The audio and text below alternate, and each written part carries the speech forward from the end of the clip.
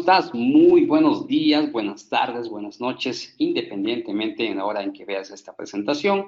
El día de hoy, el Instituto ENIF presenta la primera sesión del curso virtual especializado de proceso de alocación del precio de compra. Ya tenemos en plataforma al doctor Cristian Privá de Perú, socio de consultoría y auditoría financiera en la firma local peruana Antud. Antes trabajó en Big Four por un periodo de 22 años, desempeñando el cargo de director de consultoría y auditoría financiera. Sin lugar a dudas, el doctor Cristian Privá tiene una amplia trayectoria profesional, líder de opinión aquí en nuestro país de Perú. Sin más preámbulos, voy a cederle la presentación y el micrófono para dar inicio a esta sesión. Doctor Cristian, ¿cómo estás? Muy buenas tardes. Tiene el micrófono habilitado. Iniciamos con la presentación. ¿Qué tal, Edu? Dame un par de segundos. El material de esta presentación se encuentra en la pestaña Documentos. Ubíquense, por favor, en la pestaña Documentos para la sesión del día de hoy. El doctor Cristian Privá nos ha facilitado dos materiales en PDF que están en la sala virtual en la pestaña Documentos. Perfecto. Buenas tardes con todos. En una hora va a ser buenas noches. En este curso que se llama Alocación del Precio Pagado, que también se llama PPA, llamado también el Purchase Price Allocation, que es distribución del precio pagado. Vamos a repasar algunos conceptos, pero vamos a tratar de hablar bastante con ustedes respecto a qué es el PPA. A ver, lo primero que he traído como material es lo que normalmente es el brochure, que tiene una firma o un informativo de una firma de lo que corresponde a lo que le llaman el M&A. Y muchas veces nos llamamos la atención de la palabra M&A y que viene a ser un concepto sobre fusiones y adquisiciones. Y desde el punto de vista del trabajo que realizan para la adquisición de una entidad, no se tiene que ver como un trabajo que realizan contadores, porque cuando tenemos que comprar una compañía, nos tenemos que preguntar mucho sobre a qué profesiones tenemos que recurrir para que nos asesoren en comprar una compañía. Y en esta clase de proceso es donde nos hacemos muchas preguntas, y cuando vemos en las Big Four, vemos en compañías de asesoría, siempre encontramos de que están haciendo due diligence, están haciendo muchos servicios relacionados al área de M&A. Entonces, ahora lo que tenemos que entender que M&A es un generador de muchos servicios profesionales en distintas profesiones. Por ejemplo, ¿qué profesión uno acudiría en el caso de un proceso de que quiero comprar una compañía? ¿Cuál es la profesión que primero acudiría? Esa es la primera pregunta que me tengo que hacer. Y es importante que estemos trabajando con con nuestro chat, para que me ayuden en responder y así yo poder participar con ustedes. Hay personas que probablemente no les gusta alzar la mano como para hablar, pero por lo menos pueden escribir y aportar sus ideas. Yo les digo, la primera profesión que uno acudiría es el abogado. ¿Y el abogado por qué? Porque el abogado, en general, es una persona que, si ustedes revisan el cartel de de un estudio de abogados, hay una especialidad específica en M&A. ¿Y por qué? Porque el abogado ha comenzado a entender que dentro de la cadena del proceso de la adquisición de un negocio hay muchas actividades que se tienen que realizar. Y la seguridad jurídica y legal que tiene que tener la persona que compra un negocio es importantísima. Les digo un ejemplo, ¿no? Hace años, me acuerdo, yo recién había entrado a trabajar a una Big Four y se había dado la adquisición de una compañía del área de telecomunicaciones muy grande. Y me acuerdo que en esa época yo ya había ingresado a ser asistente y formaba parte del equipo de, digamos, de due diligence en ese momento. Y me acuerdo de que una persona natural que era propietario de este medio televisivo había vendido este medio televisivo a un comprador y se dio un gran escándalo, ¿no? Porque se lo vendió a una compañía transnacional, pero la compañía transnacional había entendido que había comprado todos los activos netos de la compañía. El problema es que se había concentrado en que tenía que comprar el negocio y lo veía mucho desde el punto de vista contable, pero no entendía de que cuando tú compras un negocio, eso va más allá de la contabilidad. Va más allá de la contabilidad, es decir, no todo lo que está desde el punto de vista de los registros contables acumula todo. Y se da con la sorpresa que las líneas de transmisión no estaban metidas en la contabilidad, sino estaban metidas en una empresa vehículo que no había sido parte de la transacción. Entonces, en ese proceso se encontró con que había comprado un negocio que no tenía líneas de transmisión. O sea, tenía la concesión, pero no era propietario de la línea de transmisión. Que por cierto que la compañía transnacional efectuó la demanda correspondiente y pudo lograr finalmente que a un precio diferencial le fuera transferido las líneas de transmisión. Y ahí es donde uno se pregunta qué tan importante es el abogado para darle esa seguridad legal, esa seguridad contractual que involucra ese proceso en sí. Entonces, el abogado es importantísimo. ¿Por qué? Porque el abogado establece la parte contractual en la cual toda la seguridad respecto a la transferencia de todos los activos que son necesarios para que un negocio funcione tienen que estar incorporados en ese acuerdo contractual.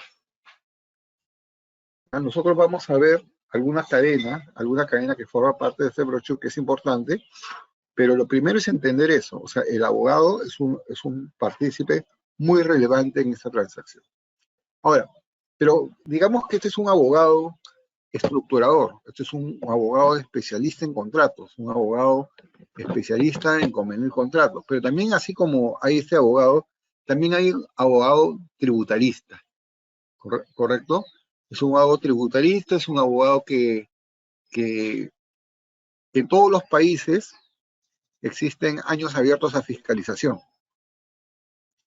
Y los años abiertos a fiscalización significan de que la compañía tiene periodos en los cuales la administración tributaria pudiera pedir la revisión y encontrar que está en desacuerdos con la posición tributaria que se ha adoptado para la liquidación de impuestos y pudieran surgir contingencias. Mientras los años estén abiertos a fiscalización, esto existe. Y eso quiere decir que siempre en un periodo de un proceso de compra de un negocio, tú puedes encontrarte con que existen periodos abiertos a fiscalización. Entonces tenemos el abogado, digamos, societario, el abogado estructurador, tenemos el abogado tributarista que se encarga de ver qué tanto los años abiertos a fiscalización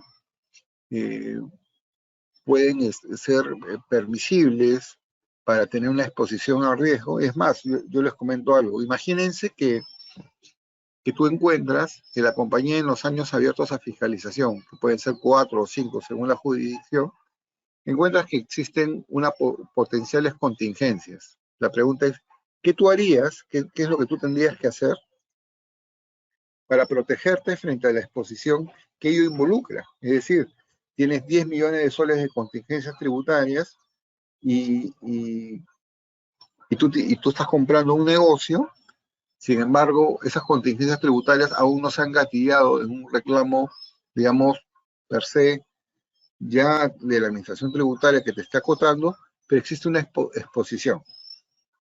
Entonces, lo lógico es de que tú trates que en tu contrato de compra-venta del negocio exista una cláusula que te proteja ante la eventualidad de una salida de caja adicional a la del pago que tú estás realizando. Porque si tú estás comprando una compañía, lo lógico es que pagues eso y no termines pagando mucho más que ello.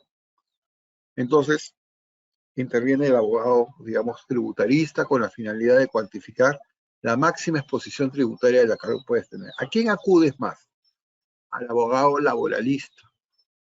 Al abogado laboralista porque te interesa saber qué tanto cumplimiento de leyes laborales, los contratos a modalidad que tienes, si has respetado las leyes laborales de los trabajadores, cuántas son las contingencias por incumplimiento que tienen. No hay que olvidar que cuando hablamos de contingencias, estamos hablando del concepto del riesgo de detección. Y esto es muy importante porque muchos contadores pensamos de que uno tiene que reconocer los pasivos cuando el riesgo de detección es bajo. Entonces ahí vendría mi pregunta, es, cuando ustedes reconocen un pasivo que tienen de naturaleza tributaria y han omitido su declaración, ¿ustedes registrarían el pago o la obligación que tienen? No obstante que si saben que el riesgo que sea detectado por la administración tributaria es bajo, ¿qué harían ahí? ¿Qué opinan ustedes en eso?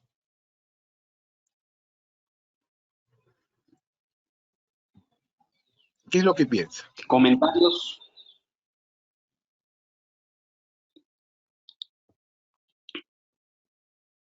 ¿Por qué es importante esa definición? Porque conceptualmente nosotros lo que tenemos que tener claridad es en saber de que un pasivo se reconoce cuando proviene de un evento pasado cuya probabilidad de desembolso es inminente y que es una obligación presente, o sea, una obligación legal o implícita. Entonces, pero puede darse el caso que sea un evento pasado, que sea una obligación presente, es decir, existe una norma tributaria que me obliga, y puede ser también que tenga la característica de que la probabilidad de desembolso, yo digo que es poco probable porque he hecho mi matriz y la administración tributaria nunca me ha revisado a mí. Esa situación, de acuerdo con normas internacionales de información financiera, no es un requisito, sino que yo siempre tengo que saber que la política es cumplir con mis obligaciones y yo no puedo mirar el registro de los pasivos a través del riesgo de detección. Eso se tiene que retirar y la probabilidad va más por otra clase de hechos sobre la exigibilidad. Es decir, si existe una norma tributaria, este es exigible el pago y en cualquier momento la administración tributaria me pudiera acotar. Entonces, tengo el abogado, digamos, corporativo o societario, tengo el abogado tributarista, tengo el abogado laboralista, o tengo el abogado que, que es especialista en todo aquello que es temas registrales, con lo cual él se va a asegurar que todas las propiedades que están incorporadas dentro de la contabilidad estén correctamente registradas y a titularidad legal de la compañía. Porque si no me puedo ver ante el riesgo que puedo estar comprando un negocio que en realidad no existe. ¿Correcto? Porque no tengo los activos. Imagínense, vendo una planta industrial y no tengo plantas registradas en la compañía. ¿No? Entonces, de ahí vamos a ir conversando, pero se dan cuenta que hay una serie de especialidades y necesidades. También se necesita al financiero, porque el financiero es la persona que se encarga, digamos, de darle valor a lo que estoy comprando. No todo lo que yo estoy comprando, no todo lo que yo estoy comprando está en la contabilidad. ¿Por qué no, cuál es la razón que me lleve a pensar que todo lo que yo estoy comprando no está en la contabilidad? ¿Quién me puede responder eso? ¿Por qué todo lo que compra en un negocio no necesariamente está en la contabilidad? ¿Quién se anima a dar una pregunta? Ah, me dice acá lo que me dice, a ver,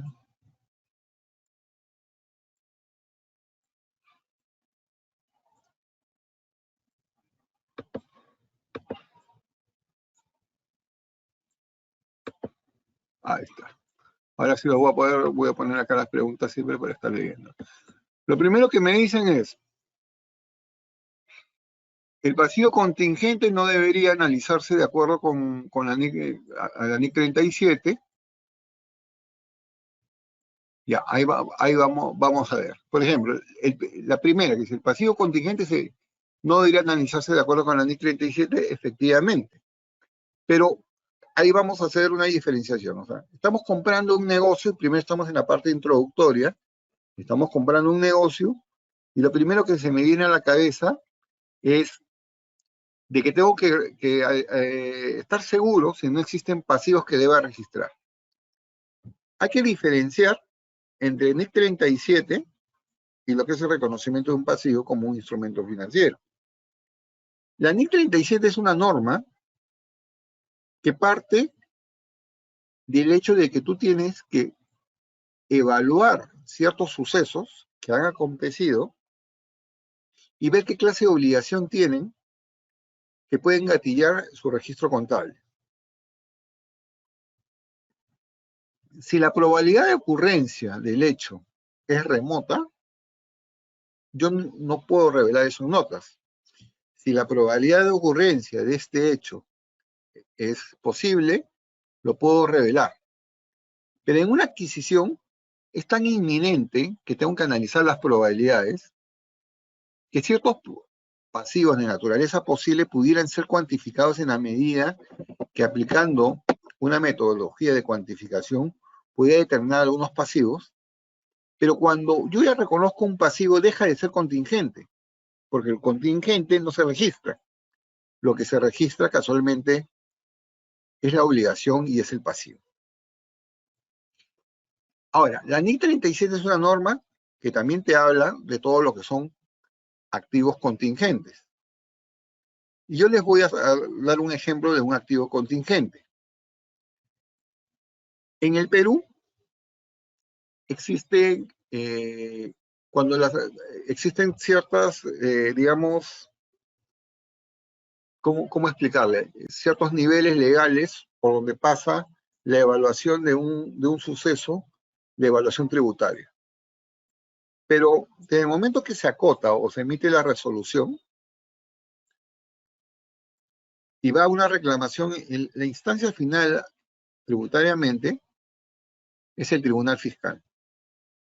Pero si después del Tribunal Fiscal este hecho pasa el indicador del Tribunal Fiscal e inmediatamente tú puedes seguir reclamando por la vía judicial, por la vía judicial. Entonces, el raciocinio de conocimiento de una contingencia que genera un activo pasa por el hecho de que para tú poder reconocer tanto como un activo contingente como un pasivo contingente, si debe registrarse o no debe registrarse, no se mide solamente por el hecho de cómo lo mide a la autoridad tributaria, sino lo mide con respecto a la autoridad legal en general.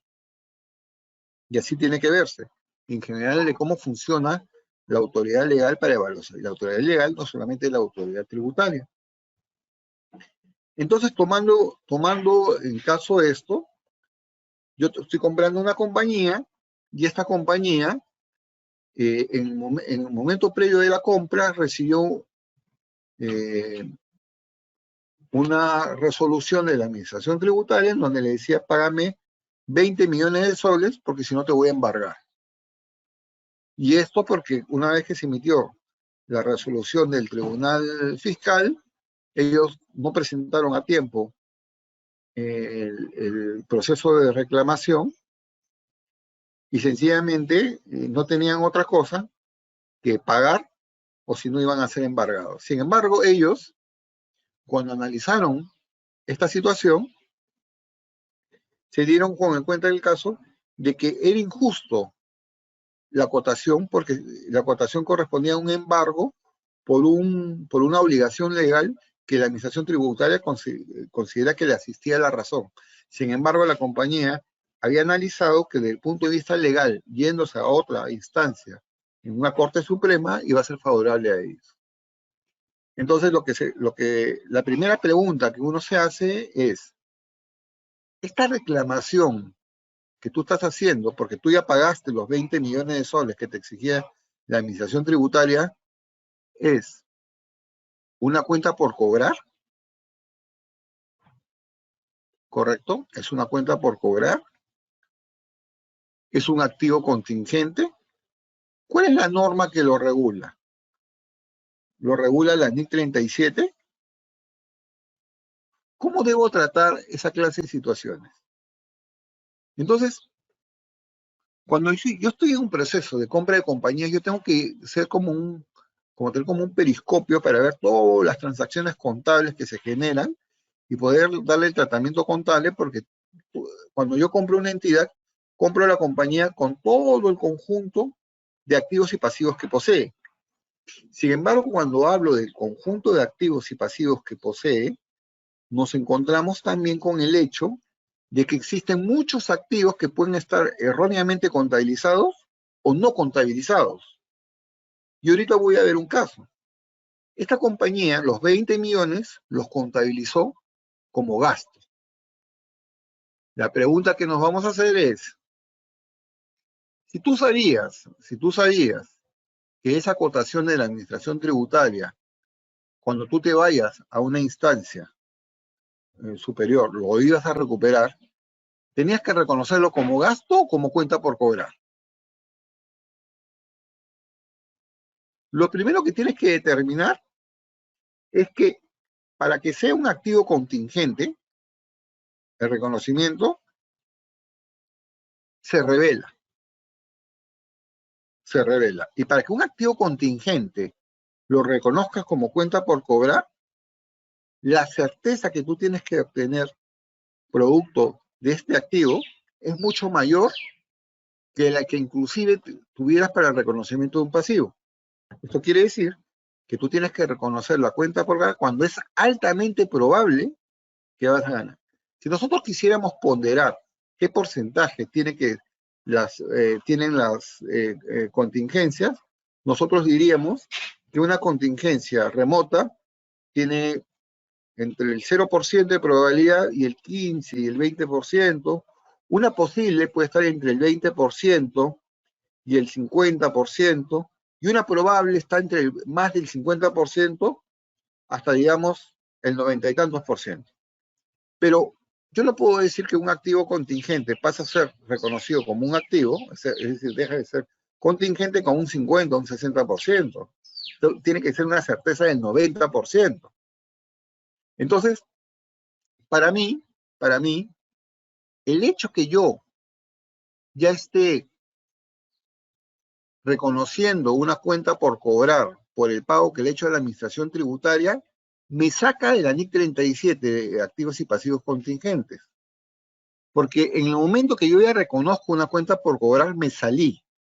Y no es que lo reconozca porque tenga el 90 y tantos por ciento de posibilidad.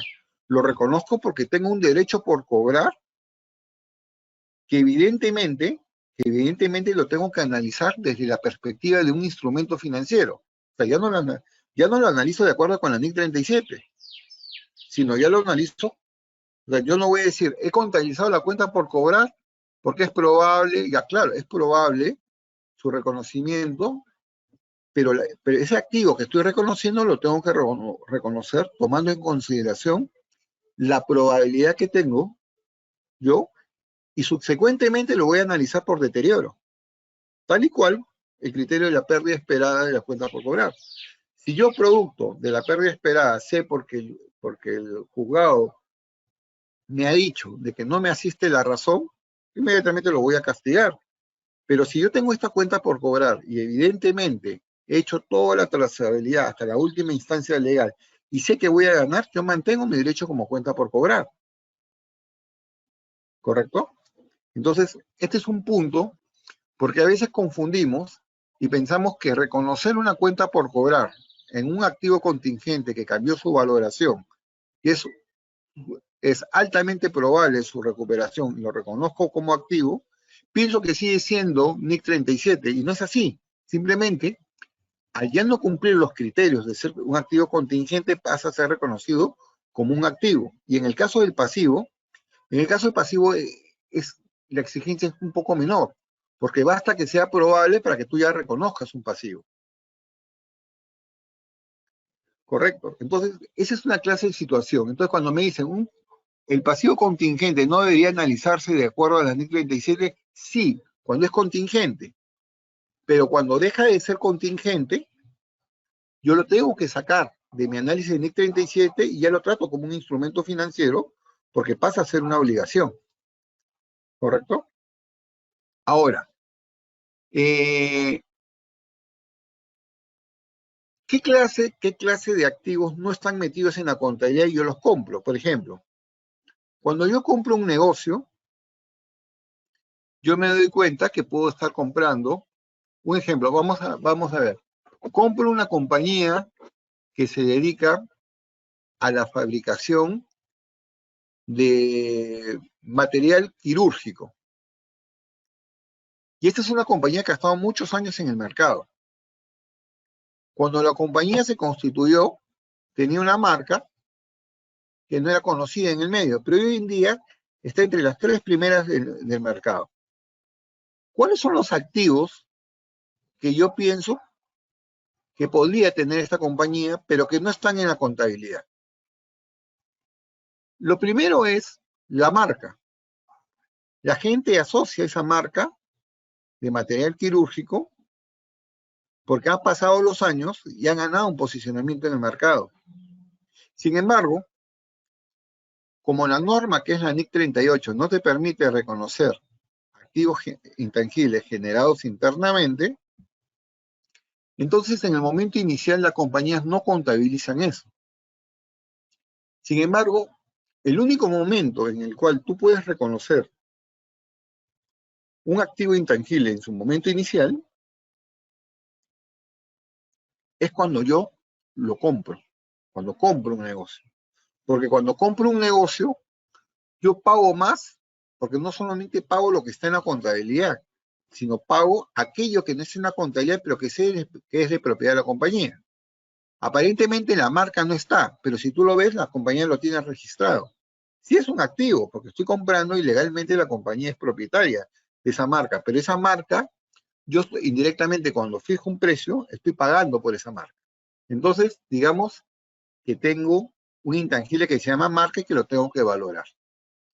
Las marcas como tales tienen distintas metodologías para valorizarse, y eso lo van a ver con Bruno Botteri, ¿no? Una de las técnicas puede ser el flujo de caja neto descontado.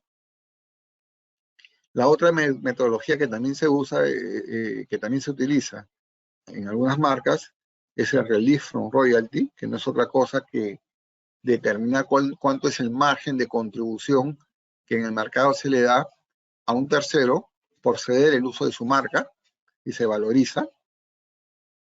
Entonces, esa es la marca. Después, ¿qué otra clase de activo intangible? Y por ahí me dijeron cartera de clientes.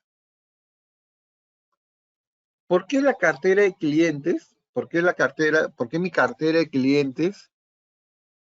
O sea, yo puedo potencialmente ser fuerte porque tengo una cartera de clientes. Tengo un grupo de 10 clientes que representan el 70% de mis ventas y que, digamos, al comprar el negocio, tienen un valor representativo. Entonces, tengo que aplicar ciertas metodologías para valorizar, porque la cartera de clientes en sí no es un activo intangible que se reconozca internamente al inicio, pero cuando compro un negocio, sí lo hago. ¿Qué otra clase de activo intangible puede existir? Otra clase de activo intangible que puede existir es de repente el acceso a una base de datos de conocimiento. Y también hay metodologías para poder valorizar base de datos de clientes. Entonces, existen distintos activos intangibles que no están metidos en la contabilidad. Entonces, cuando yo hago toda esta serie de procesos, ¿a quiénes tengo? ¿Quiénes me hacen todo ese trabajo? El trabajo de valorización lo hace un valuador profesional, un tipo que ha estudiado finanzas corporativas, un tipo que tiene criterios para poder determinar las características de evaluación. Yo me acuerdo que había un libro de la ICPA que era el manual para evaluación de activos intangibles, que es muy interesante, porque ese manual te dice más o menos por tipo de negocio los tipos de activos intangibles que podían existir. Entonces, cuando uno compra un negocio, lo primero que uno hace es verificar casualmente los tipos de características de activos intangibles que son más relativos para determinados tipos de negocios. Entonces, ¿qué estamos hablando? Estamos hablando del abogado corporativo, el abogado tributario, el abogado laboralista. Estamos hablando del equipo de contadores, del equipo de contadores que se encargan, que son especialistas en NIF. Estamos hablando de los evaluadores. Y podemos seguir en profesionales que participan en un PPA. Yo también pudiera recurrir, por ejemplo, a un actuario, cuando existen esos planes de pensiones que requieran la cuantificación de un cálculo actuarial.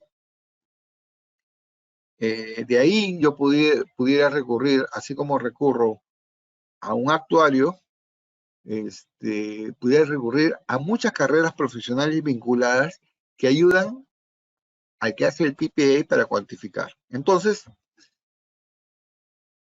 en general, todo lo que es el proceso de M&A es una cadena de actividades, de servicios que conducen a un proceso de transformación societaria y donde uno de esos procesos es la adquisición de negocios. Y ese es el propósito, casualmente, del día de hoy. El propósito del día de hoy es entender un poco sobre este proceso de que se llama M&A o Mergers and Acquisitions, ¿no? Entonces vamos a avanzar en la primera slide. Entonces, este es el de una firma. Este es el de una firma.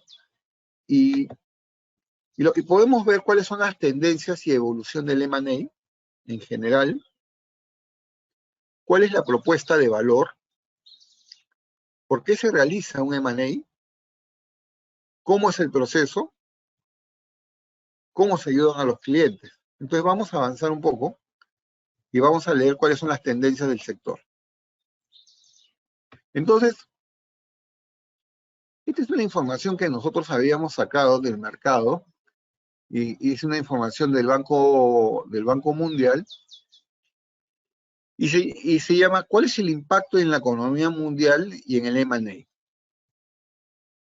Entonces, un poco que te permitía leer cómo, digamos, cuál es el pronóstico de lo que va a suceder y vamos a leer un poco porque parte de lo que queremos entender es cómo se comportan. Por ejemplo,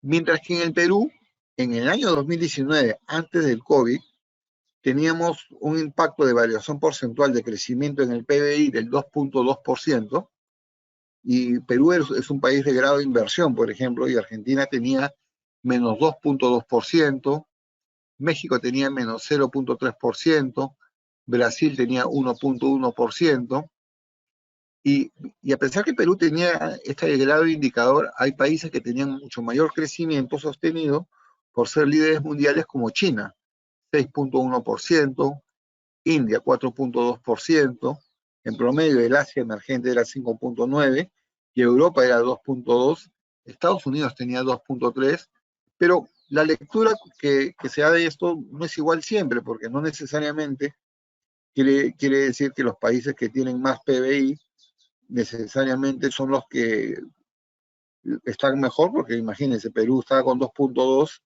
y aparentemente comparado con México pudiera indicar que tiene una salud financiera mejor y no era tan así, ¿no?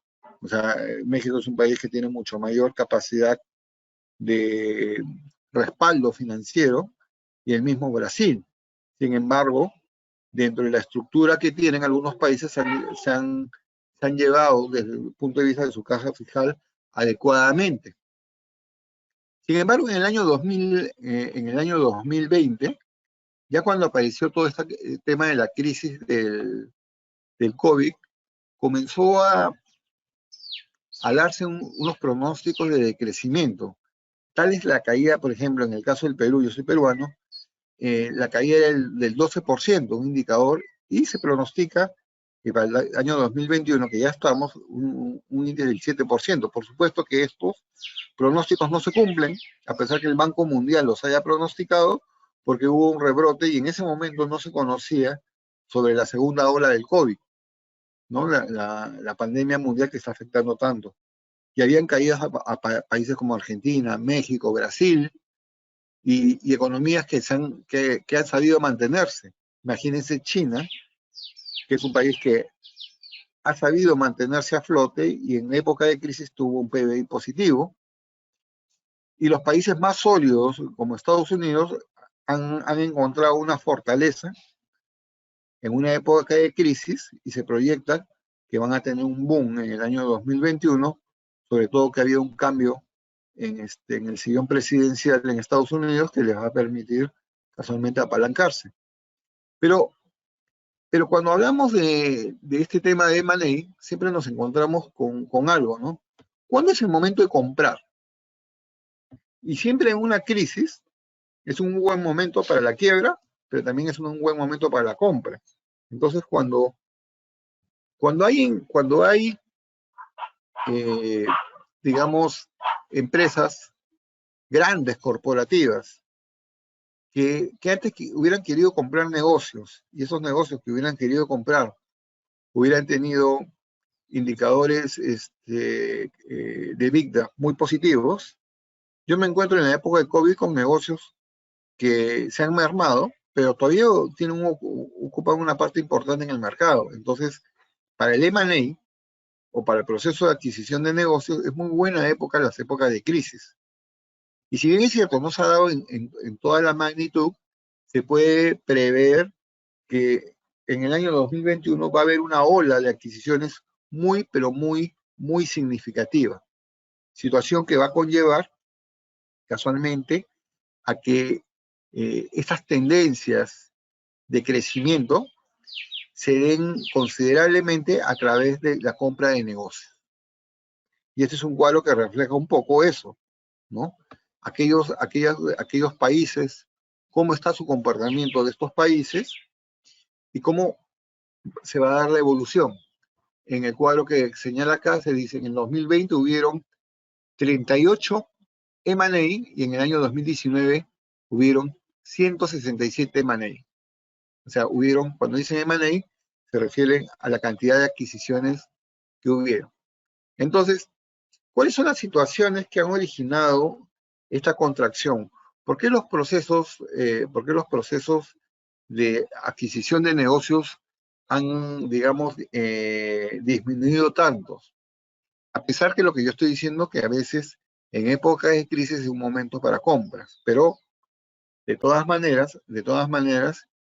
algunos salen a comprar, otros son más restrictivos y prefieren no hacerlo. Entonces, lo primero es el impacto del COVID-19 y las medidas de suspensión global de las actividades generó contracción mucho mayor a la registrada durante crisis financieras de los años 2008 y 2009. Y efectivamente, a diferencia de otros momentos en el mundo, la crisis del COVID-19 efectivamente lo que ha originado es de que antes habían crisis financieras, pero no generaban que la gente no se movilice. Y lo que ha sucedido en ese momento es que la gente, al no poderse movilizar para poder generar renta de trabajo, ha hecho que los negocios comiencen a quebrar en forma sistemática y sea una crisis de las mayores que han habido en todo el mundo, al menos en la época de nosotros. Y que tenemos que entender el contexto para el cual estamos viendo esto, el contexto de lo que es un PPA, que voy a ir explicando, tenemos que entender sobre todo cómo la lectura económica mundial nos ayuda a leer mejor el por qué alguien sale a comprar un negocio y por qué paga una cantidad que puede ser muy diferente a la que pagó antes. ¿Ya? Después dice, se prevé que la economía mundial se reducirá al 5,2% este año, se refería al año 2020. La desaceleración de Estados Unidos y China contrajo las cadenas de suministros de México, Brasil, y provocó una grave caída en las exportaciones mineras de Chile y Perú. Y si bien es cierto, países exportadores minerales como el Perú y Chile dependen mucho de que las grandes fábricas de China, que son demandantes de minerales, no facilitó mucho la guerra comercial que tuvo Estados Unidos y China, sumada a todo este conjunto de cosas, la inestabilidad monetaria que ha llevado inclusive que en época de crisis, por ejemplo en el Perú, el tipo de cambio se incremente de un 3,38 a un 3,65 que estamos hoy en día. Y, por ejemplo, en el Perú se tiene un pronóstico de caída entre el 2 al 20% del PBI, una cosa terrible, ¿no? Una cosa terrible, y con subsidios que son míseros para poder mover. En el Perú, digamos, cerca del 70% de la actividad informal mueve el país. Parece mentira, pero es así. Es un país donde el mercado informal o poco formal es el que mueve la economía. Entonces, cuando existen estas grandes crisis, afecta tremendamente. A veces me preguntaban, por ejemplo, cuando Chile tuvo este gran problema de la crisis, ¿por qué en el Perú la gente no se había levantado como en Chile cuando comenzaron a reclamar los problemas sociales?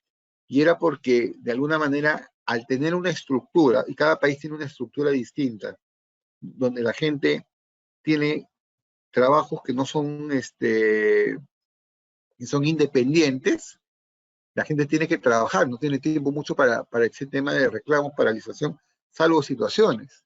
Entonces, por eso que es tan importante leer el contexto de cada negocio que se va a adquirir, porque cada negocio es una situación distinta. Y por eso que es importante entender todo este concepto de tendencias y evolución del M&A en general. En ese sentido, se espera una caída de las transacciones, fusiones y adquisiciones a nivel mundial, pero yo veo otra lectura. Yo veo ya en el año 2021, y es más, yo les comento, ya tengo en cartera yo ya tengo 3 due diligence en ejecución, 3 a 4 due diligence en ejecución. Eso quiere decir que el proceso se está reactivando, se está levantando y está latente casualmente en la participación que podamos tener. Y un poquito para que ustedes vean lo que sucede en el Perú. Y este es súper, un ratitito por favor. Y esto es súper importante porque esta es información, digamos, que sacamos nosotros de una revista especializada que es de suscripción en su momento, y te muestra, por ejemplo, cuáles son las transacciones de M&A por banca de inversión. Es decir, si yo quiero sacar cuáles son las bancas de inversión más grandes en el Perú, las que más movieron fueron, por ejemplo, el Scotiabank, 1.492 millones. Eso fue entre el año 2019 y el año 2020. Después esto se ha caído. Después de esta entidad, tenemos BTG Pactual, tenemos Credicor, ¿no? que es un brazo capital del Banco de Crédito, tenemos Macroinvest, tenemos Capia, LXG Capital, Apoyo a Finanzas Corporativas. Normalmente esta banca de inversión es la que es el brazo aliado de las compañías que entran en estos procesos porque son los que los asesoran en este proceso de blindaje de las adquisiciones. Entonces, si me dicen una profesión que también es muy importante en este proceso, estamos hablando de los banqueros que son súper relevantes en este proceso. Por ejemplo, transacciones históricas, que también es un dato que nos dan por valor de transacción, y sacan apoyo a finanzas corporativas, que dice que entre junio del 2005 y junio del 2019 tuvo transacciones por 4.980 millones. No quiere decir que hayan vendido para ellos, sino que han asesorado compañías cuyo monto de transacción son por 4.980 millones.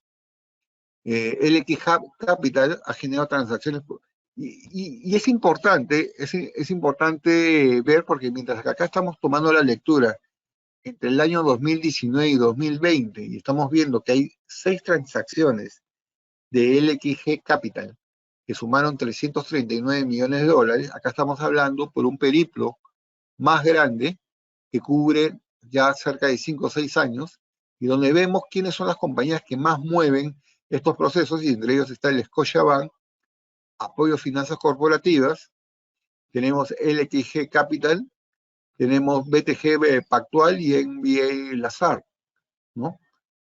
Entonces, esta información es importante, vamos a pasar. Esta es también otra información, esta información, una página que da bastante información es esta que se llama TIR, que es una página española que te da información, la verdad, muy interesante, y donde te ponen el volumen de negocio y el volumen agregado que se han generado entre el año 2019 y 2020, cómo ha sido la evolución. Miren cómo ha ido. La evolución, que en junio del 2019 habían transacciones de 18 que se generaban 34, 16, 23, y miren cómo se fue cayendo, hasta que en junio del 2020 solamente hubo una transacción. Este es el valor agregado en millones de dólares, y lo que te demuestra es de que las transacciones en general de compra de negocios es un buen negocio para los asesores contables y financieros. Es un muy buen negocio para los asesores, pero normalmente no es un negocio en la cual las puertas estén abiertas para todos. Estos grandes compañías, como el XG Capital, Apoyo, Scotiabank, buscan a Big Four normalmente para trabajar con ellos, para que le brinden servicios contables. Y a veces es muy difícil que compañías nuevas incursionen con ellos para tener servicios tercerizados. ¿Qué es lo que se busca? ¿Qué es lo que se busca en una propuesta de valor, en un negocio de M&A? Se busca experiencia, que las empresas han tenido experiencia. ¿Y cómo se obtiene la experiencia? De dos formas. A nivel corporativo, como empresas, o a nivel personal. ¿A qué me refiero? Hay veces en los cuales, como profesión contable, tú puedes tener una experiencia que le heredas, porque a la hora que emprendes, a lo largo de tu vida has tenido esta experiencia, y hay otros negocios que se generan porque representas a tu compañía. El dar soluciones ágiles, oportunas, ser ágil, desarrollar soporte tanto al comprador como al vendedor, ser versátil y tener una experiencia es muy importante en estos negocios. Entonces, ¿por qué se realiza un M&A? ¿Y por qué comienzo por acá? Porque este es importantísimo para entender todo el círculo de lo que es el PPA. Entonces, ¿por qué es importante el M&A para un inversionista? Porque la labor de la gerencia es crear valor para el accionista. Cuando una compañía, siempre van a ver ustedes que en los primeros años, cuando se constituye, tiene una labor de crecimiento, hasta que llega un momento que ya los crecimientos son más predictivos, porque ya buscar crecer más tiene que darse a través de ciertas integraciones, ya sean horizontales o verticales, que ya sea a través de la incorporación de nuevas líneas de negocio o a través de la compra de negocios. Entonces, ¿qué es lo que tiene que hacer la gerencia? Es traer valor a los accionistas. Y para traer valor hay que entender cómo funcionan los negocios. Y los negocios han evolucionado. Los negocios han cambiado. Antes, mientras más grande era mejor. Eras un negocio más bollante. Pero conforme ha ido pasando el tiempo, los negocios se han ido especializando más y la estructura de pilas es la mejor. Es decir, la estructura en la cual tú te concentras casualmente en una especialidad propia del negocio y te segmentas en ello. Por eso que ahora lo que me contaban era cómo los negocios han ido modificando a lo largo del mundo y hay proveedores de ciertas fases propias del negocio que ayudan casualmente a esta clase de desarrollo funcional que hacen que tú te especialices en lo bueno que eras. Entonces, este valor puede crear a través de dos tipos de crecimiento. Como les he dicho, el orgánico, que es el crecimiento a través de la mayor producción o las mayores ventas, y el inorgánico, que es a través de las fusiones y adquisiciones.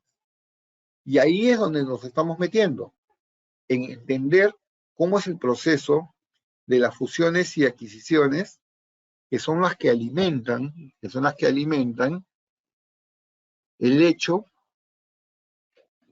de cómo funciona un PPA. Y ahorita voy a entrar ya a explicar un poco más de lo que es el PPA. ¿Cuál es la visión desagregada de por qué se realiza un M&A? Primero, porque ayuda a consolidar las industrias, sectores maduros, como hay sobrecapacidad, compras o serás comprado. O sea, hay compañías que, por ejemplo, hoy estaba hablando con un cliente y un cliente me dice, yo estoy comprando un negocio porque pienso estar 5 años y después lo pienso vender. Y es la clásica de los negocios en los cuales se procura lograr la madurez porque siempre hay uno más grande que lo va a integrar y busca hacer actos para ser comprados, para desarrollarte. Otra visión es eliminar competidores en el mercado geográficamente, es decir, a veces compras negocios con la finalidad de descontinuarlos y en el momento que descontinúas esos negocios, es el momento en el cual amplía tu mercado. Ingresar nuevos productos de mercados a través de la diversificación, ¿no?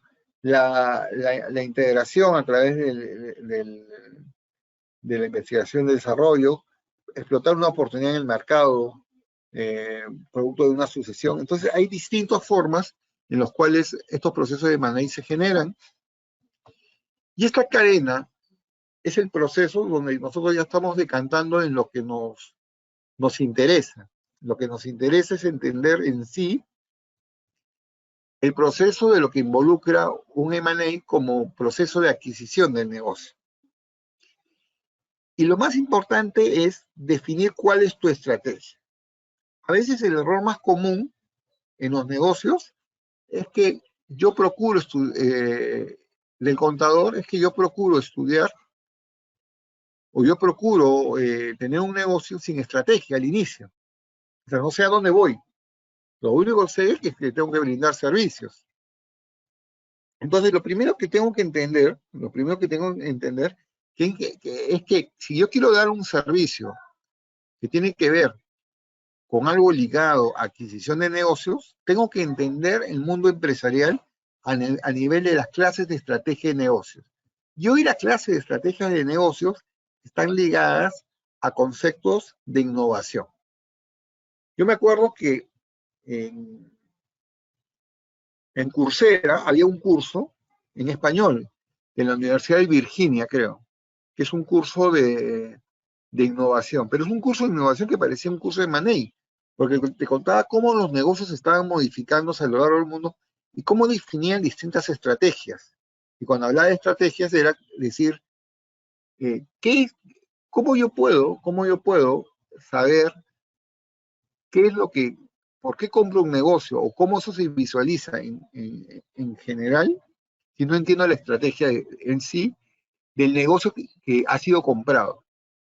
Porque la primera visión que tenemos que entender es que cuando tú compras un negocio, no interesa para qué lo quiere el comprador, sino lo que interesa es cómo lo vio el vendedor antes de la compra.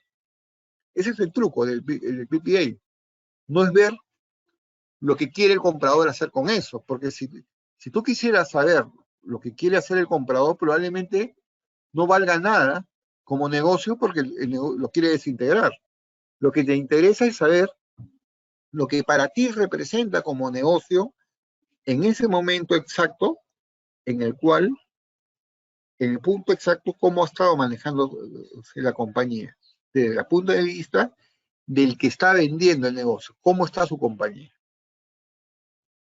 Y así como esa estrategia, tienes que entender, porque si tú conoces esa estrategia, pudieras comenzar a identificar algunos valores de intangibles que en líneas naturales. Imagínense, los contratan para un PPA y le dicen, dime cuáles son mis activos intangibles, porque yo, la verdad que estoy vendiendo mi negocio, no sé cómo identificarlo. Entonces, pasa el hecho de que yo tengo que tener en un proceso de adquisición una visualización. Yo tengo que visualizar cómo la estrategia de negocios se ha llevado a cabo a lo largo del tiempo, cómo esta estrategia de negocios se ha venido formalizando, y allí viene un proceso que se llama el due diligence o el due diligence preliminar. El due diligence preliminar es algo que ya habíamos visto anteriormente, pero en español significa la debida diligencia. Y depende quién tiene que hacer el due diligence, porque aparentemente el que tiene que hacer el due diligence, a ver, no es mandatorio que un due diligence lo haga un tercero. Un due diligence lo puede hacer la propia compañía, pero tiene que haber una evaluación. Para hacer un due diligence tiene que haber un propósito. El due diligence no es otra cosa que como una especie de procedimiento previamente convenido con un detalle específico y con un mayor alcance de aseguramiento. El due diligence no responde a una norma de auditoría, sino el due diligence es parte de un proceso en el cual tú lo inicias como tal con la finalidad de obtener una primera vista del negocio, porque ¿cómo tú puedes lanzar una oferta sobre algo si no conoces cómo está ese negocio o cómo existe? Probablemente cuando haces un due diligence preliminar no cuentas con toda la información necesaria, pero basta con que tú le digas a alguien, a un accionista, quiero comenzar a analizar tu negocio porque es probable que quiera lanzarte una oferta. ¿Estás dispuesto a pensarlo? Si es que voy a lanzar una oferta y tú agarras y dices, bueno, ¿qué es lo que necesitas? Necesito que me des solamente tu informe auditado, nada más, porque yo no te voy a dar más que eso. Entonces tú pum, le das el informe auditado.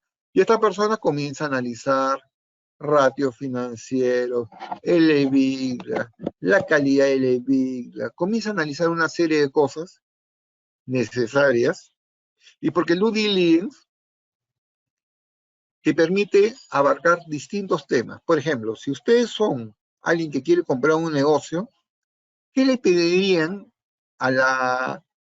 Ustedes tienen un área que se llama el área de M&A propia de un banco. Y esta área de M&A está buscando siempre negocios. Entonces encontró un negocio potencial y le dice al área de M&A, le dicen, necesito, señores, que tengo un target que quiero comprar, pero necesito que me hagan internamente el due diligence contable, financiero, tributario, laboral y legal. Ahora, ustedes me dicen, ¿por qué todos esos aspectos? Porque yo entiendo que en un negocio, si yo sé cómo tributariamente está, es decir, si todos sus años abiertos a fiscalización están limpios y no tienen contingencias inminentes, Si yo sé que todos los activos están correctamente registrados y a su titularidad, es decir, yo tengo que tener la certeza con qué activos opera el negocio y si los activos con los cuales opera el negocio están correctamente registrados.